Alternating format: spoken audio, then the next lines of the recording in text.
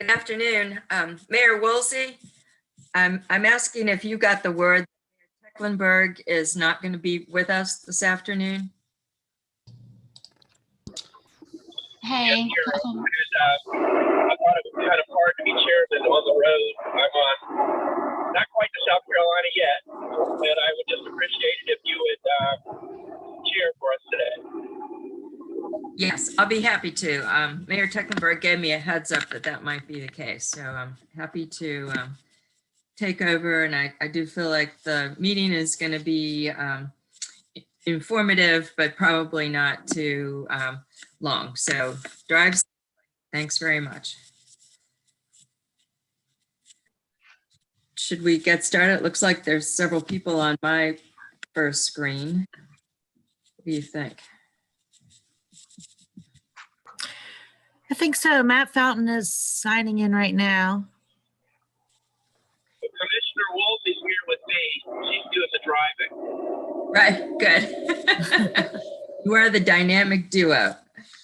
All right, so I will open up our task force meeting. Greetings, everyone, on the James Island Creek Water Quality Task Force. And our last few months, or last few times, rather than go around our whole screen, because we could take a lot of quality time doing that. And I think one day when we can all meet in person, we really should make that opportunity, because we know each other by, you know, maybe voice or screen, but certainly not in terms of how we all fit together, in my understanding, like a really well-oiled machine right now. So thank you for everyone who keeps coming back to the task force. Is there anybody here today that has not been with us before that we can greet and introduce?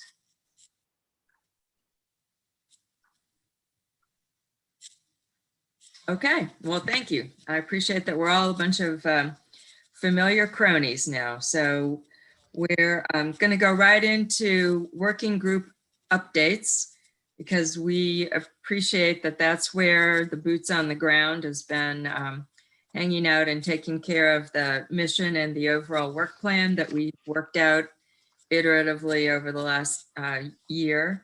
So Ashley Callahan, would you like to go first to talk about what the technical work group has been up to since we last met? Yes, well, we haven't formally met since our last meeting, but certainly work has been done on the back end. So I would just like to defer to either Chris Wanamaker or Matt to go over what's been done. Sure. Ashley, you were talking about the James Island Creek TMDL. Yes, sir. Anything that you all have been doing in response to our mandate from the state on the Sure. side? Sure. So we've gotten a signed, we all three now have a monitoring plan in place submitted to DHEC, and we have a scope that we've all agreed on, and we're in the process of getting that signed on with Wolpert to start monitoring in June. And that'll be a whole year of monitoring, and really it'll be 4 more years of monitoring, but this is for the first year. Sampling each month, dry weather, wet weather, and some options for MST. And we'll go from there. We'll try and identify where the pollution's coming from, figure out, we could just gather some data, right? And so we still have feet on the ground from our own staff, from the IDDE, from the illicit side, but welcome to take any phone calls from anybody that sees anything that seems out of place, either it's SSOs or even septics, or anything that is adding to pollution to the creek. They should call our hotline. They can call DHEC, they can call the city. We all communicate on that. They can also call the town. And so we will be investigating and keeping all of our data together, compiled, and we'll be moving forward to try and figure out what's causing the pollution basically at this level, at this point. That's great that the agreement is now underway. I don't want to put you on the spot if you don't have the document in front of you, or haven't really memorized it, but can you just give us a little, in a nutshell, like how many samplings are going to be done in any one month or a week or however you're thinking about it? And what will be the scope, just, in I hear you. Hey, this is Brett, and looking through the scope now, we're basically for compliance, we need to have the wet weather testing in each season. So that we're doing that as a minimum. We're also doing dry weather testing each month, and we've also, from getting everyone's approval to do additional dry sampling at additional locations that we talked about earlier on Jim Isle Drive and in other locations as availability is and access is determined. So we've got a really robust plan. Like Chris said, we've even got an allocation for MST if we need that over and above what Charleston Waterkeepers may do with CWS. So it's well over what we need to do for minimal compliance. As far as the number of samples, it's hard to know because each storm they'll try to get 3 to 4 samples per storm event, and then in dry weather it may be 2 to 4 samples. So it's there's a lot, and I can send that scope to everyone. I think I sent it to everyone. I just didn't get much feedback. So, but And Brett, just real quick, if you want me to, or if you want to do it, describe kind of what wet weather sampling is versus what dry weather sampling is, and kind of how those work. Sure. So the wet weather, we're trying to see what kind of pollutants are running off the land after a rain event. The first few months, we will probably be figuring out through salinity where that time of concentration is really going to peak. So it's going to be a little bit of a learning curve for the first few months that Wolpert will be going through. And that's probably going to help us more in those headwaters of Jim Isle or those other designated areas. But that's going to be, and it might be the next day that we see the salinity drop and those bacteria increase. So those are the area, those are the timing. That's the timing of the wet weather that we'll be aiming for. We're going to get inflated numbers, and we know that, but it's going to help us chase whatever pollutants that are out there. But the dry weather is a good litmus test as well. But the wet weather is more of a telltale. Does that help? What's the definition of wet? I mean, is it after a certain inches of rain or days of rain? Basically, you need like 4 to 7 days of dry weather, and then you need to have a wet weather event of over 0.25 inches of rain to sufficiently have enough runoff to justify that wet weather event. And so Wolpert, they keep really good eye on the weather. They know and anticipate, and they gear up, but they've also have to have the samples back to the lab by, I don't know, 2 or 3 o'clock that afternoon to get sampled. So the dry weather, Sounds like you just. Could you say what MST stands for? Explain it a bit. I'm sorry, microbial source tracking. So that is when we're trying to find out whether this is either dog, human, bird, or remnant. So that helps it categorize into seeing what's really who's the culprit out there, whether it be septic tanks, whether it be bird. A lot of it's background, and that's what we're seeing in Wando TMDL. We're seeing a lot of background bacteria. And just to brief everybody that wasn't around on the committee when CWS, Charleston Water System, I think maybe we should try to avoid a lot of acronyms while we're on this meeting, because our goal is to get, regular everyday citizens to pay attention to what we're all trying to accomplish. So if Mayor Woolsey hadn't asked what was the MST, that was one of my next questions. But Charleston Water System contributed an amount of money that allows us to do that extra, what I think of as DNA testing in terms of determining the type of polluter that is bringing it into the creek, right? So Correct. Yeah, I'll do better with the acronyms. Okay. I know it just rolls off everybody's tongue, and I've learned a lot in 4 years, but not all of them. So Anything else, Brett or Matt or Chris or Ashley? No, everything is in line, like Chris said. All the MOUs are in place, and we're ready to get started. It might happen even before June. We just need to start by June. So. Yeah, and Brett, I guess I just add, you did a good job covering it. This for us, this is kind of the build up from the technical side of where we start to be able to implement kind of all the follow-on processes, right? Because the dry weather shows us and certainly the waterkeeper in this watershed has done a lot of this work for us already, which has been helpful to get us set up. So I don't want to ignore that, but this gives us our dry weather screening to get a sense of what does it normally look like. Then you have these wet weather events to see what happens during rainstorms. Microbial source tracking lets you try to figure out what are the sources. And then you basically, now that you have data, you can start saying, okay, what do we need to be doing to reduce the contaminant load coming into the waterway? So it's kind of laying the groundwork. And then once you start taking those actions, it gives you the baseline to track what are the changes. So it's that kind of measure what you want to improve approach, right? That this gives us the measurement to be able to go back and target our efforts. And maybe we should make it clear, Andrew, that this is not going to take over the service that that Waterkeeper provides to users of the creek when you're giving your seasonal testing alerts and your report. Correct. Yeah, I think the sampling that we've been talking about here is all required by the TMDL, which is a little different than what we're doing in our weekly sampling during May through October. Okay. Well, it all is necessary to keep people aware of what the creek is and isn't for their own safety and enjoyment. So very much. Anything else from the technical work group?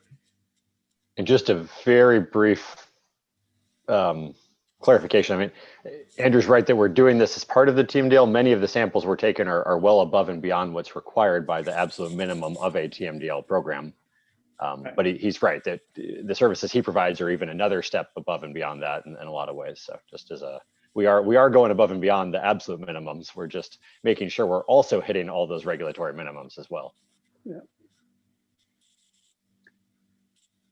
Okay. Anybody else on this? Carol, do you mind? This is Sandy. Yes. I'm so sorry, and this is going to be off topic, but I am in the middle of a very important mediation dealing with the jail case that we're all hearing about now. Yes, so I just wanted to tell you, though, that I've already made Senate Finance know that I'm going to be coming and asking for some of the extra $2 billion that we're going to be getting in the fall. And we already know that sewer and wastewater projects can be encompassed. They're going to change it. In fact, I did think they've changed some things today that will allow governments to spend the federal money on other things. So, but they do already know that I'm going to be coming in with an ask for Ellis Creek. So I'm going to need somebody to give me something that I can support, whether it's whatever the engineers have estimated the cost of cleanup will be, whatever that y'all want me to ask. I need something supported with the dollar figures, and I'll get that in. Okay. Well, great. Thank you. And thanks for, making yourself known while you had the opportunity this afternoon, Senator. We knew you wanted to introduce. Senator Sen, this is Dave Schaefer with James Island Public Service District. We will send you all of the estimates from the engineers as far as getting the everybody off of septic and onto sewer. That's a good idea. So anything like that, any type of cost like that. I know y'all also are going to have some costs putting some type of caps in to keep the stormwater from getting down into the wastewater. Anything like that y'all want me to include. Now's the time to start getting it together for me. Great. Well, maybe we can talk about that, at the end of the meeting if you need to leave us and then. Yeah, I do. I do. Follow up. But thank you so much. Okay, thank y'all. Sorry, I can't read your newsletter, so I knew that was in the works. We really appreciate it. Great. Okay, thank y'all. Bye-bye. Okay, bye-bye. Okay.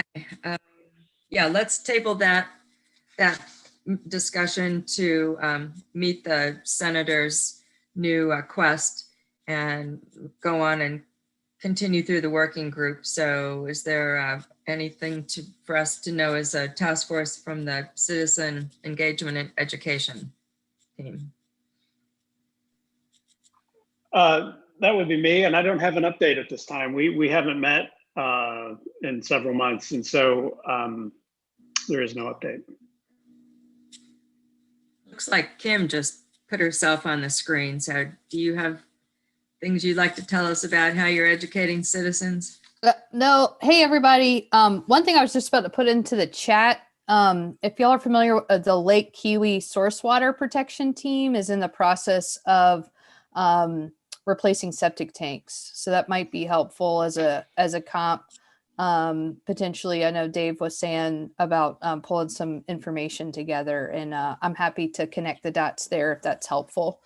The only thing I was going to say, I don't know if it's going to come up already, but the living shorelines regulations is set to, I don't know if Spencer's in here, but it's set to go into effect at the end of the month, which is going to be great. I don't know how much we'll see that utilized along the James Island Creek, but now private citizens will have that opportunity to go through the permitting process to install a living shoreline as opposed to a bulkhead and riprap to stabilize their shoreline. So we, Clemson Extension, received some funding from DHEC to create a living shorelines website to basically educate people on the different materials and costs and all of that. And that is in conjunction, working very closely with some key partners, DNR, the Nature Conservancy, CCL,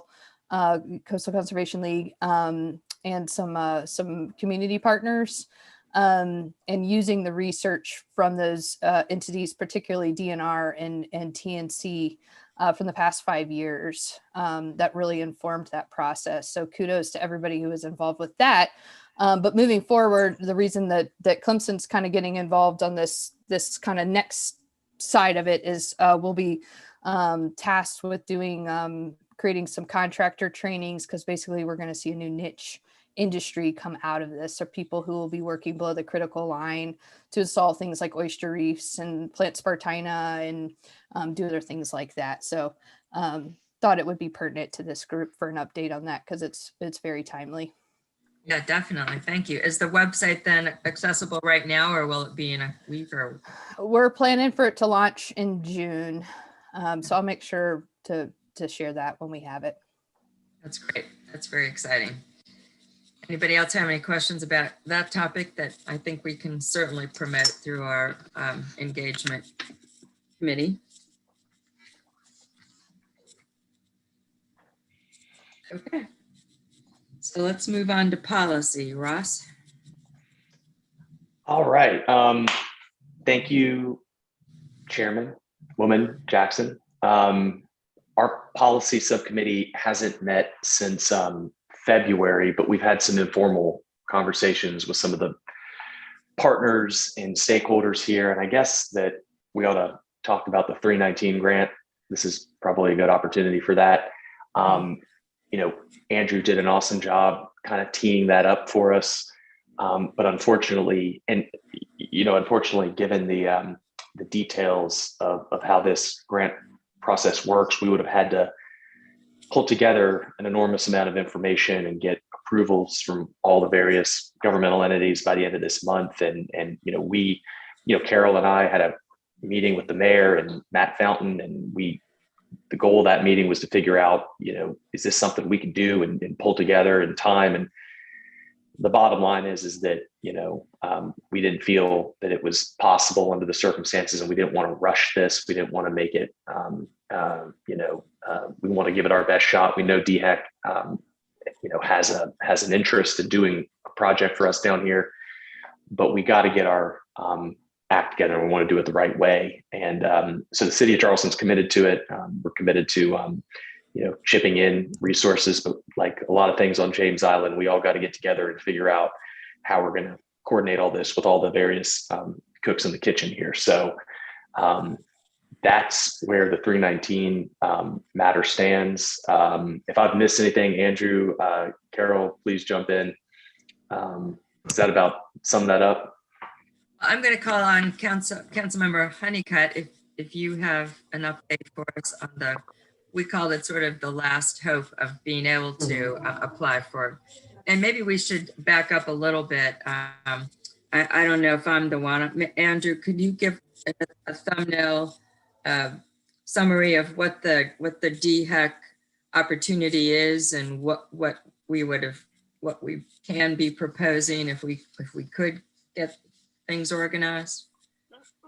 So in the initial proposal, we had asked for money for septic tank inspection, rehabilitation, maintenance and that sort of thing. In addition to funding to run 2 kind of targeted educational campaigns focused on focused on septic tank homeowners homeowners with septic tanks about proper operation, maintenance, that sort of thing. And then a general one targeted at folks in the watershed to help them understand, how they were oriented towards James Island Creek and how their daily actions might impact the health of the creek.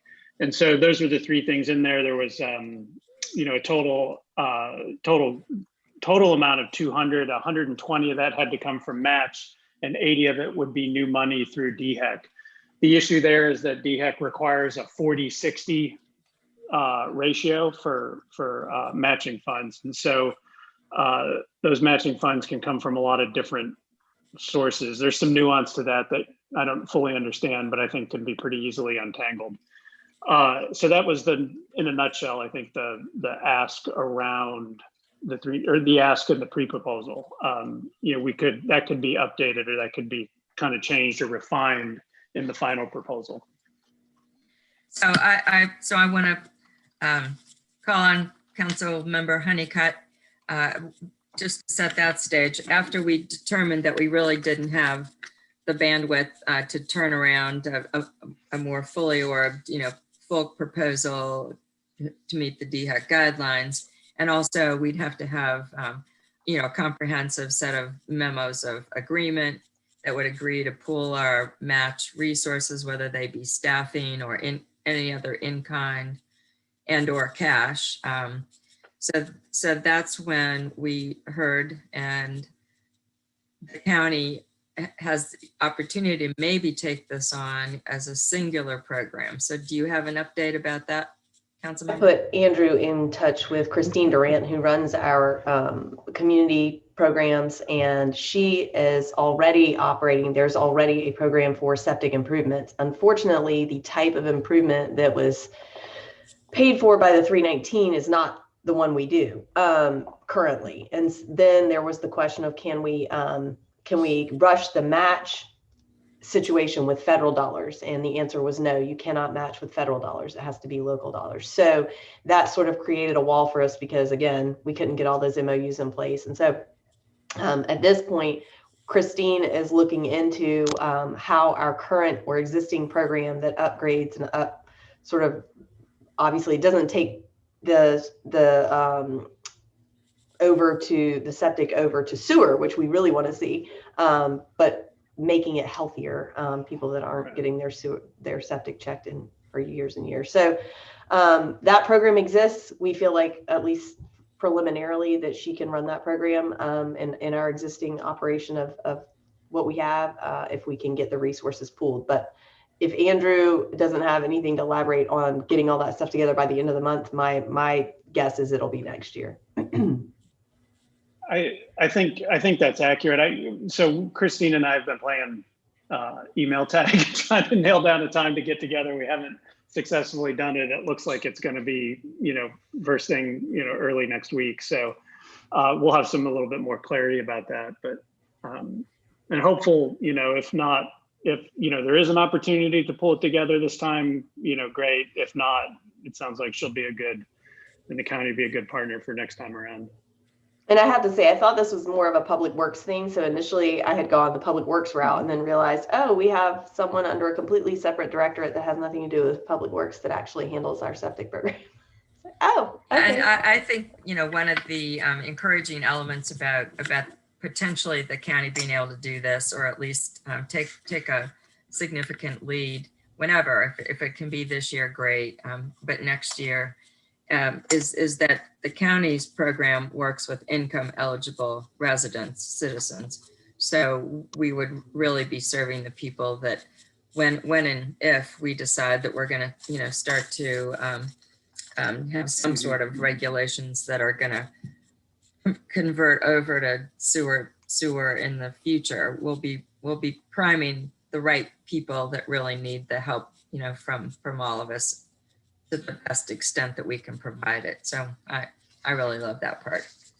And Carol, not to be, I don't want Yes. to interrupt, but I am going to drop off and just call in if that's okay, because I have Sure. a 4:30, but I wanted to be tuned in. Mhm. Great. Okay. Thanks. Thanks a lot for joining us. Mhm. I know it's a unexpected busy day for all of us. Oh, yeah. Okay. Maybe I know that part of the policy working group responsibility was to get this watershed management plan. So we sort of skipped over that topic and jumping right into the 319 grant. So can someone circle back and report to the full task force what the watershed management plan is turning out to? So the watershed, Will Vesley from Terracon submitted the final draft of the watershed plan to DHEC today for review. I think he had circulated it to the group a little earlier. I know he'd gotten some feedback that was helpful. Had been working with Andy Miller, who's the watershed coordinator from DHEC, on refining some of the BMPs. And so that plan went in for final approval today. So that's some good news. Right. Is there any, like, you know, layperson version of it that we could understand about what it's all about? Yeah, I mean, essentially, DHEC was encouraging us to throw in a whole menu of BMPs, whether we thought that they could be implemented in, 5 years, in 1 year, in 10 years. The idea is just to have them on paper so that they're there, that, they've been kind of at least identified as, potentially being something that we might want to do down the road. So, those things can be anything from BMP is what, Andrew? I'm sorry, to your point about acronyms, right? So it's a best management practice. And that would be any kind of it can be anything from an educational campaign to hard infrastructure and anything in between. And, obviously a range of costs as well. So the idea is just to have a menu of those types of activities and projects that will help improve water quality when they're implemented and functioning properly. I think the other thing to keep in mind about the plan is that it's not one of these things that's set in stone. It's something that we'd be able to update over time. So, as additional BMPs or additional projects became available or where we became aware of them, we could definitely include those as well.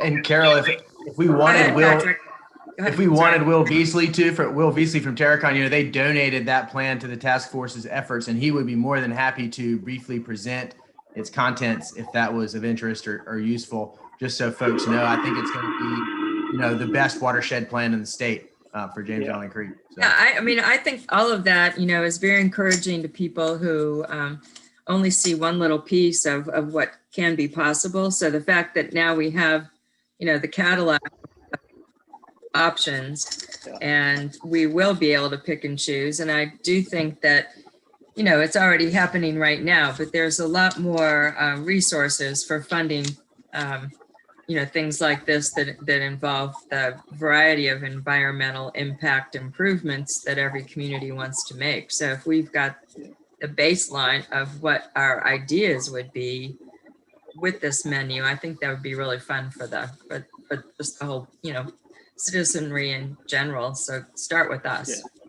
Yeah. And Councilwoman and Patrick, thank you for mentioning that. Will had a conflict and couldn't be here to talk about the plan today, but it would have been nice for that to be he wasn't able to be here. But I do think, to Patrick's point, he'd be more than willing to do a presentation for us. That'd be great. At least we can clap.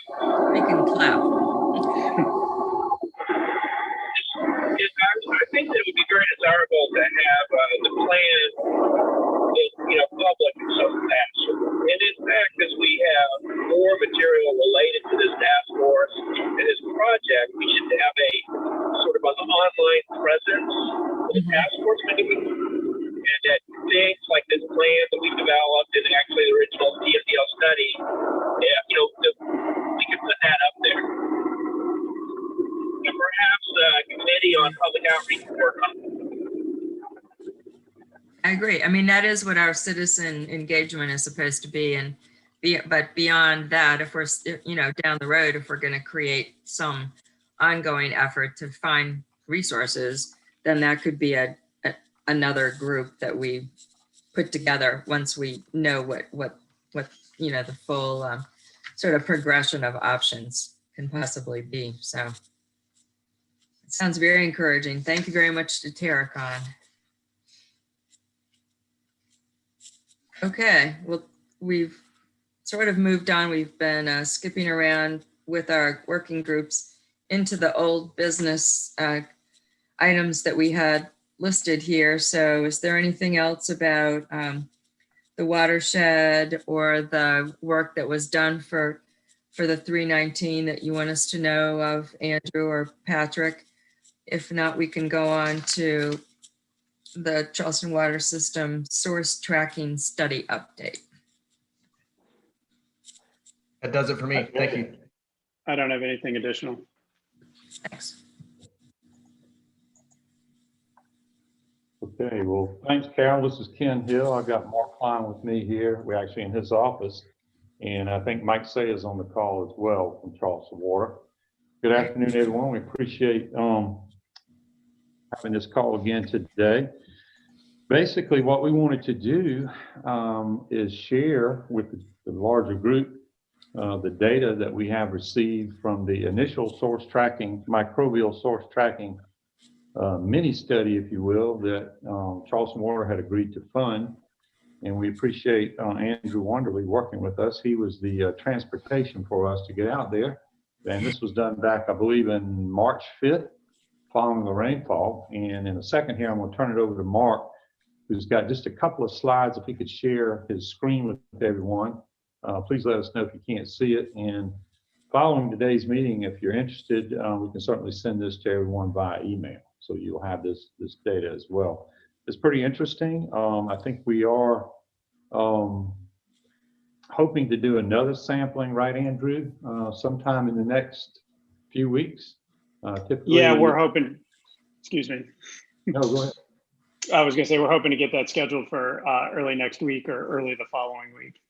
Okay, great. So we'll have another set of microbial source tracking data, hopefully for you in the next task force meeting. I would think we could get it that quickly.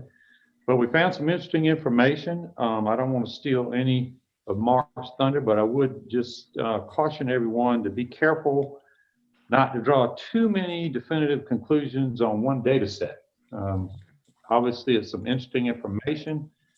Some of it was expected, some of it was a little bit surprising to us, but it's just one data set and we need a good bit more. And as I said, we've got a second sampling scheduled whenever Andrew is ready for us to accompany him and his group again, and we'll go back out there, it sounds like, before the end of the month. So without any further ado, if we could share your screen, Mark. He's got just 2 slides, and I think you'll find this data relatively interesting. Okay. I'm not sure, Carol, do you have control from the host? Oh, Liz Bailey does. Liz, can you give him access to share? Yes, I'm going to make you a co-host right now, and you should be able to share your screen. Okay. Great.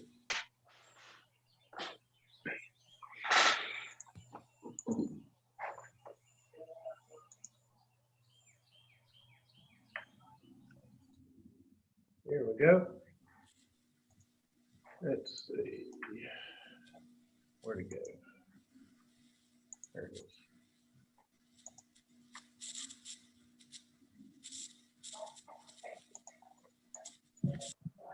All right, everybody see that okay? Yes, sir. All right. As Ken said, we went with Andrew on March 5th and collected samples at the James Island Creek 1 and James Island Creek 2 locations that have been typically monitored by Charleston Waterkeeper And we added one, Simpson Creek one, based on its location and proximity to, I guess, the highest concentration of septic tanks. We wanted to kind of, I guess, see what we would find there as well. We split those samples with Andrew. So we had a set, Andrew had a set, and we ran those at our lab for Intero, and then we sent them off to a firm called Source Molecular, who did the microbial source tracking for us for the DNA. As Ken said, this was on an ebbing tide after a significant rainfall event of a couple of days, I think. And so it gave us a snapshot there of what the runoff might be contributing.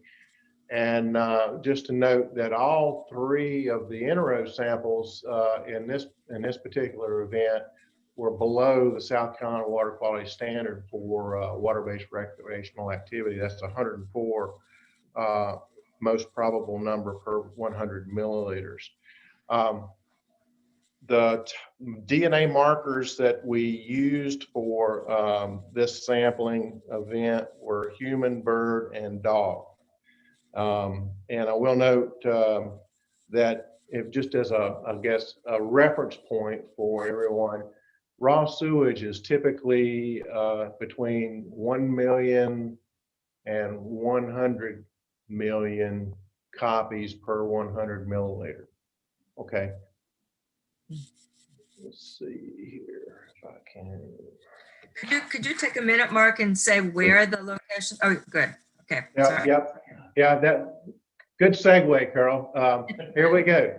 I'm going to just point out this map is one of the maps that we prepared here at Charleston Water System for the work group and for the 319 grant application.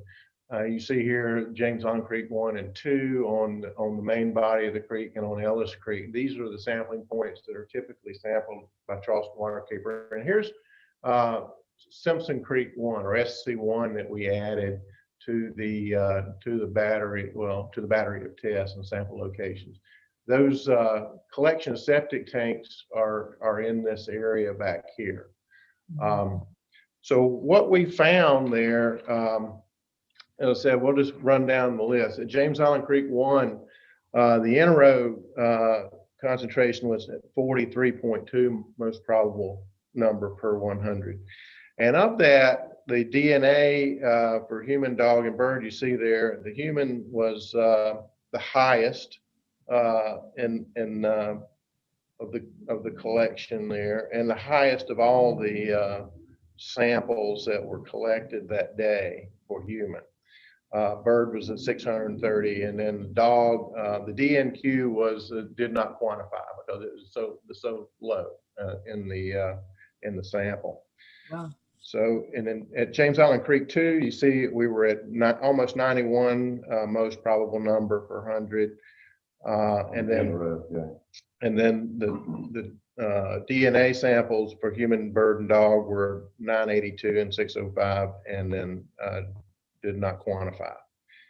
And then at Simpson Creek 1, we were at 62 most probable number for Intero, and then the DNA was at 2130 and 530 for human and bird respectively, and dog again did not quantify. So that kind of gives you, I guess, a flavor of what was out there. Is just a snapshot and kind of paints a picture. Well, the bird's pretty consistent, kind of rules out the dog kennel over there by Folly Road, because we didn't pick that up anywhere. So it gives us an indicator that there is a higher concentration, at least from in this set of samples, a higher concentration of human DNA in the samples than anything else that we monitored for or tested for. So, like I say, just a snapshot, but it does give an indicator there that we might be seeing some septic tank runoff into the creek from those drain fields or failed septic tanks. Especially following that large rain that we had, several days of rain. Right, right. But I will point out that when you look at, it's highly dilute. You can see it's obviously very highly dilute. And when you compare that with the benchmark I gave you earlier for raw sewage, so we're several orders of magnitude less than raw sewage, but nonetheless, we see a higher concentration of human DNA there than in anything else that we tested for. And hey, Mark, this is fascinating information. I just have an uninformed citizen question. I've always heard it said that that human waste will make you sicker, right? And that's why it's more of a concern, and that's why everybody starts with the septic tanks. And so I've always heard dog waste gives you earaches and human waste gives you tummy aches. Is that something that bears out, or is that just an old wives' tale?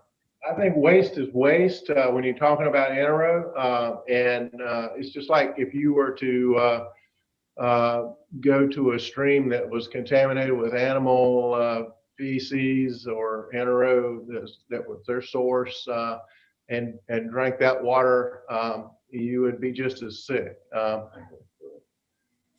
this is exciting to me, right? Because we know where the septic tanks are. I can't catch all the birds and put little bird diapers on them, but I can find the human waste. Well, I mean, I think the idea of the bird was, let's just see what the natural inhabitants of the marsh area are contributing to it, and obviously it was pretty consistent where we sampled, so we don't see that as being a major factor. But I think it just gives us a picture of what might be there naturally and then what might not be there naturally. So. And obviously the sampling that Chris talked about earlier, over a longer period of time, over all the seasons of the year, over a lot of different rainfall events, et cetera, are going to paint a much bigger picture, right? Much broader picture. As Mark mentioned, this is a snapshot in time on a given moment in time. And so just be a little careful to, draw too many conclusions, but based on what we're seeing on this one little tiny snapshot, one little slice of the pie, it does appear from this initial sampling that the human contribution to the anaerobe, was the most significant of the three between human, bird, and dog that we discovered, in all three of those sites. Yeah, two to 10 times more, right, depending on the site you're looking at. So. And amazingly to me, because of that large rain that we had, and I don't know if y'all remember that time of the year, but I think it had rained for 2 or 3 consecutive days straight. Yeah. So it wasn't just a shower, it was a large rain event. I would have assumed, and this was the surprising part to me, I would have assumed that the stream, Jameson Creek, based on the history that I'm aware of, would not have met the stream standard for the 104. But the highest, as you see there, was Jameson Creek 2, which is at 90.9. Now that's close to 104 statistically, but on the day we sampled, Jameson Creek actually was within the South Carolina Water Quality Standard for anaerobe. Cooler water too. It's a cooler time of year, exactly. So again, please don't put too much stock in what we found, but the preliminary indications are that there's some human inputs into this. And as again, I mentioned, we'd like to do our second set of sampling. The weather's warmer now. Whenever it works for Andrew, we are all geared up to accommodate him again, or accompany him again. And hopefully we can get that data turned around real quickly so that on the next task force call, we can give you another update and then maybe start doing a little crude, data analysis for you going forward. I think this is fabulous. Thank you very much for, making it this much of a reliable reporting structure and assuring us that it's going to continue to broaden and widen. But let's just, thinking about what Senator Sen just challenged us to help her with when she had to get off the call. If we only had one opportunity to make a case that if she's going to go for sewer, hookups as an infrastructure improvement to our part of James Island, that this is the story that is, 1,000 words are right here on this map and with the chart that you all have just done. So on one hand, it seems like, okay, it's the big ticket item. We're going to have to find all the money and, take the time to do it.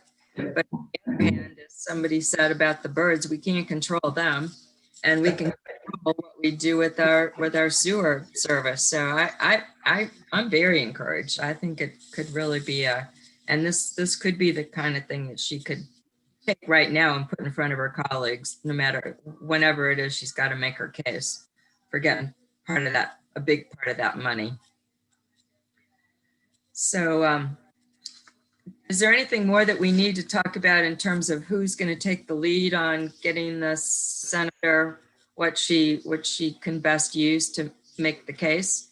Can we have this, right? I just had to make note that the Petway station obviously were completely successful. I'm sorry. Go ahead.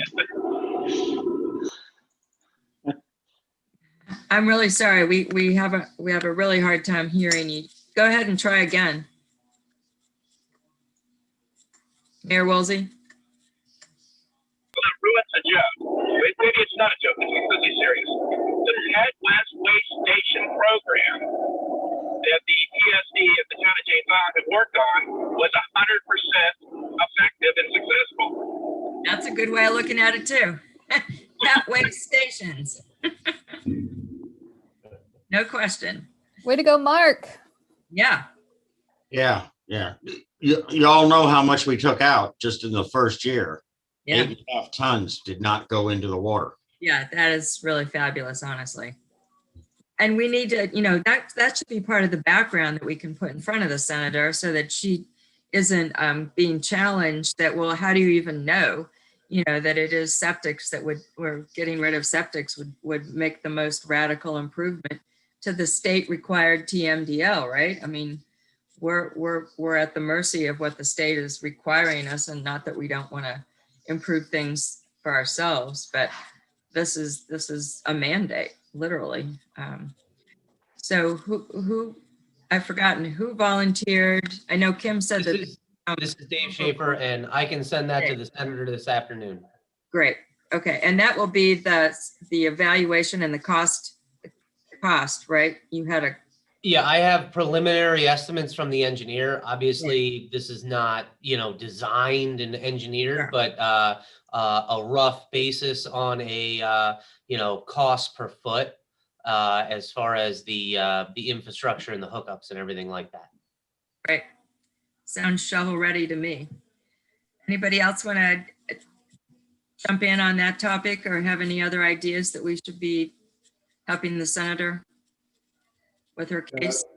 Carol, do you think she needs that, a copy of this presentation to help support that? We can send it to her if you'd like. Yeah, I think that would, be the picture that says 1,000 words between that and the chart. We can do it. Great, thank you. Andrew, anything that you think we should be giving to her to make her case? I think, thanks to Dave and from the PSD and Mark and Ken for all that. I think, arming Sandy with that information is going to be critical. I would add too that, we know that concentration there around Simpson Creek is mostly, I think, in the town. There's that other concentration around the James Island Creek 2 site that's not quite as dense, but still, knowing the history of that site and some of the bacteria numbers we get out there, obviously is still a concern. Have we untangled, or do we have kind of a similar, breakdown on what it might cost to do some infrastructure upgrades in that area to get people connected, or at least have the opportunity to connect people in the future? I don't know if that's city, county, town, or whose kind of jurisdiction that is, or whether it's Charleston Water System or PSD up in that area.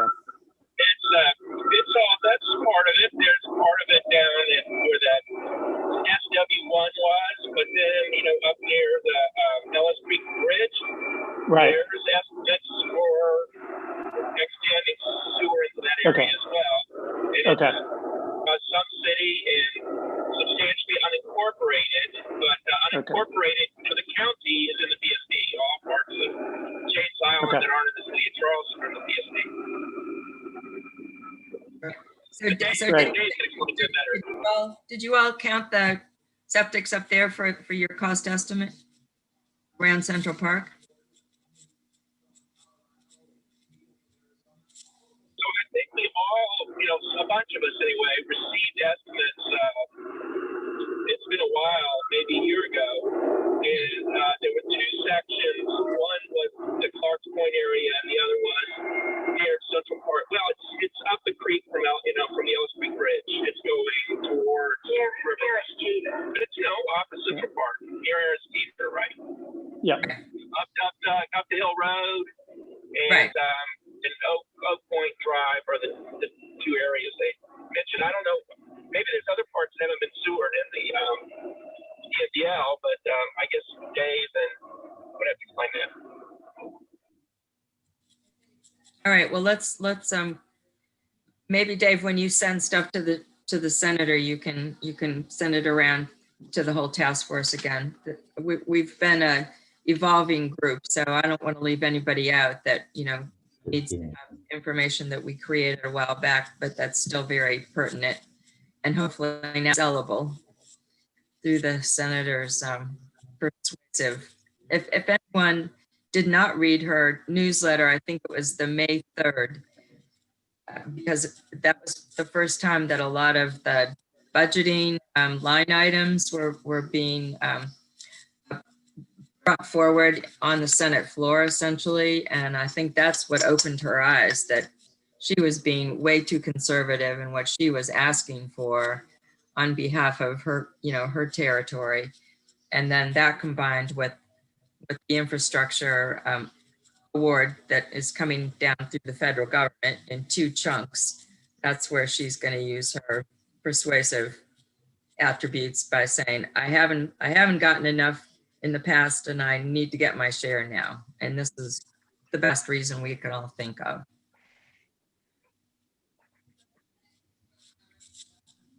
Okay, anybody else want to jump in on that topic?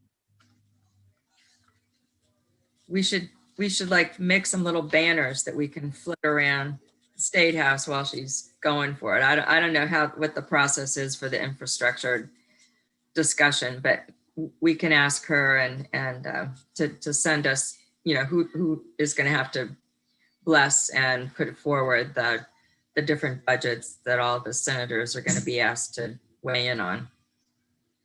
Maybe we have some good, certainly Senator Campson should be one.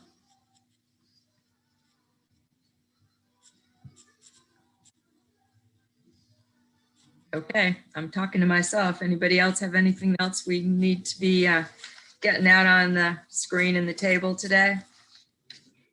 Any other new business? That was new business from the senator. Any other topics that we haven't touched on? All right, seeing none. I think the next meeting date is Thursday, July 15, same time, 4 to 5. And we'll be sending out reminders and call for agenda items long before that. I do think it would be really helpful if all the working groups can, plan to have just to tie the bow on the work that you all are doing. It's very impressive. I love this sort of segmenting of responsibilities, because that means that the right people are doing the right stuff, and then we all just get to, appreciate what's going on in between our overall task force meetings. So thanks for all of that and the details that were worked on. I would love to have Terracon come and give us a good report and get the accolades that they certainly deserve. Maybe we can even meet in person and go out for a beer afterwards. So, all right, I'm adjourn the meeting. I second. See you all July 15th. Happy 4th. Thank you. Thanks, guys.